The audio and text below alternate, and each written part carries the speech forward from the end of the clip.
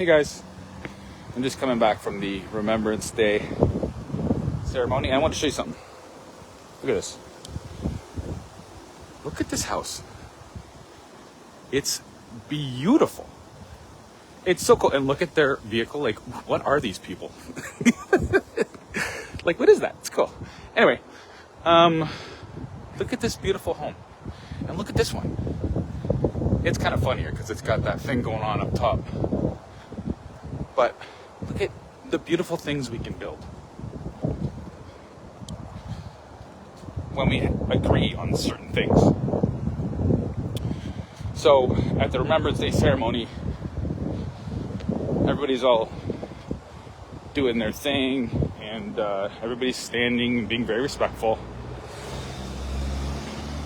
in theory. And morning.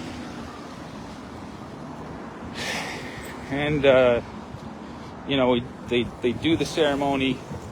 Everybody comes down, and we all take off our hats, and the band plays the music, and then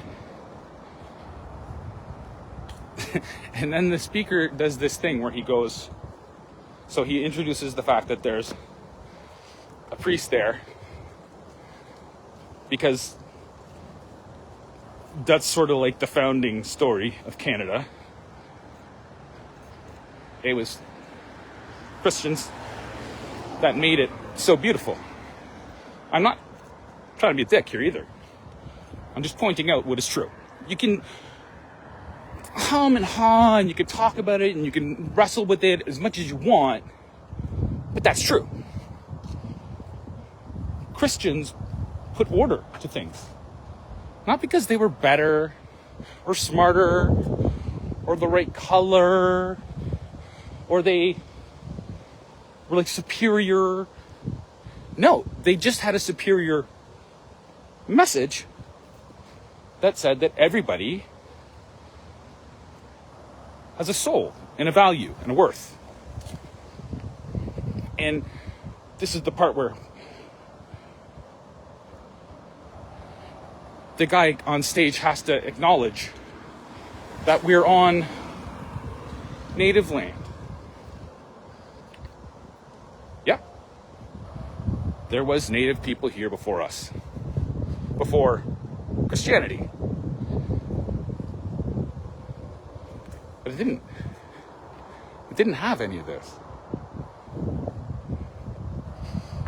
They were living with the land, in harmony with the land, as the saying so goes. And somehow living with the land means that it was peaceful. Nobody ever really makes sense of that one for me. But we had to acknowledge that we're on stolen land and all this kind of stuff.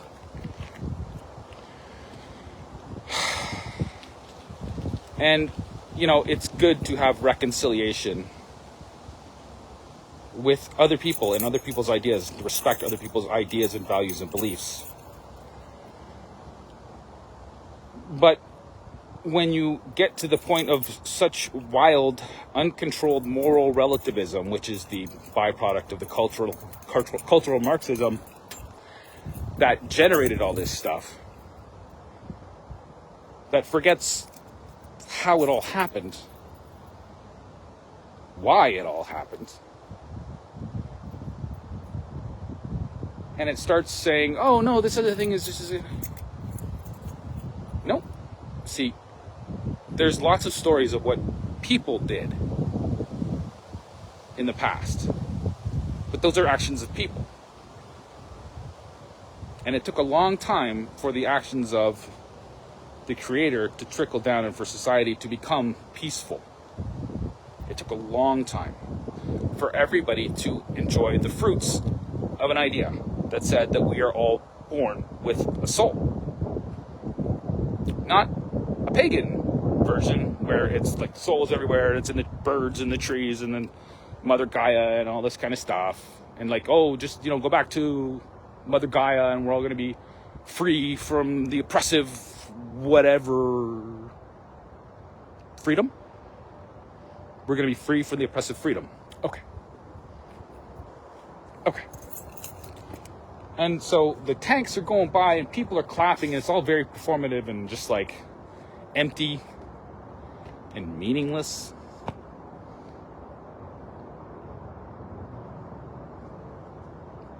Because we don't believe it anymore. We don't really believe it anymore. Come on. If you reject the idea that every single person has a spark of divinity in them, which we know because Jesus Christ told us that, well, then we're just a bunch of warring factions. There's no uniting thing. It's gone. So it's all performative. And so we acknowledge that the land belongs to somebody else because that makes us good people to say that. Does it give anything back to those people? No. It's all performative. It's all nonsense. It doesn't do anything for them other than it massages the ego a little bit.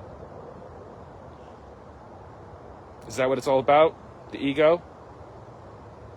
Oh yeah, we're so bad. You're definitely better than us. Nothing matters. And so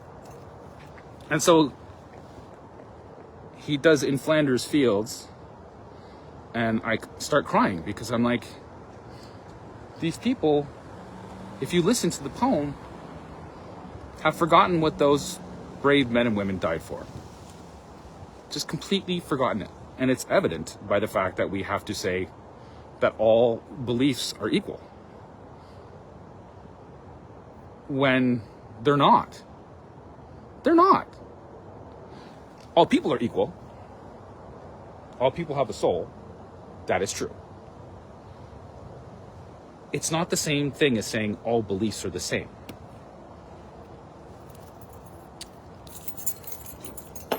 And so the plane, it's so funny. I'm standing there, and the warplanes go overhead, and they're loud, the Lancasters. And this lady in front of me, she goes, "Oh, so loud." And all I'm thinking about is the men and women that are in the field getting bombed to fucking bits over this idea that everyone is created in the image with a soul by the Creator. That's a unique idea. It doesn't, there is no other idea that has that as its sole thing, which is why in parts of the world where that is not what you hold up as the highest thing, they had to be kind of forced to let their people be free. Like, who doesn't understand this? Anyway, and then we said the Lord's Prayer. And then people sang "O Canada," and it was the most pathetic thing I've ever heard because nobody believes it. Nobody really believes it anymore. It's all just performative. It's all just ego stroking. And when it becomes performative, everything starts being about war. And so people don't realize that when you embrace that as your ideal, we go back to war. And so we learn nothing. And we disrespect the souls of each and every one of those men and women that died so you could bitch about how loud the fucking plane is. Excuse my language. It's mental.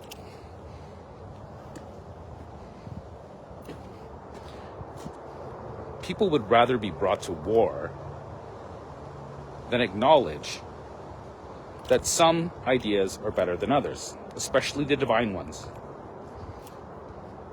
Oh, no, that's not real. What's real? Do you know the universe is electric? I keep trying to tell people this. And physics is telling us that. That's why they gave the Nobel Prize for physics to a guy that espouses information theory.